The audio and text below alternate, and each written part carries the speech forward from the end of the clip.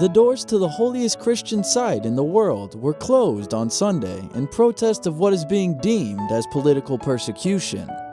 The closure of the Church of the Holy Sepulchre was organized by various Christian leaders in Jerusalem in response to what they call a systematic campaign of abuse through proposed tax and land seizure legislation. In Rome, Cardinal Edwin O'Brien, Grand Master of the Order of the Holy Sepulchre, says the move was one of desperation and a necessary response to continued oppression. Pressure has to be put on the government to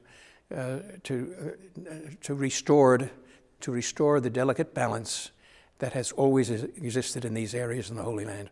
Right now, that balance has been way overrun, and it's not going to help relations. It's not going to help the poorest and the neediest in the Holy Land, and that's why we are there in our works of charity.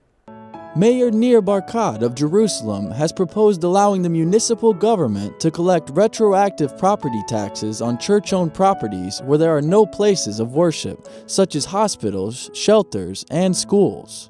In addition, a separate bill of church lands would allow for the expropriation of land sold by the church to private buyers. Officials argue this type of sale makes the future uncertain for residents living on church properties. Religious leaders say the legislation defies the status quo, guaranteeing the church's rights and privileges in the Holy Land. Cardinal O'Brien sees it as a result of differing definitions of religious freedom.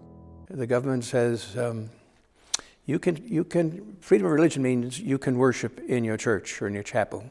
But once you come outside that, it's freedom of worship they're talking about. We speak about freedom of religion, which means works of charity are one and the same, complementary to our worship.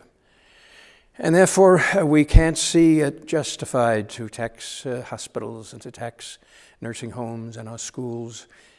We might have to go out of business.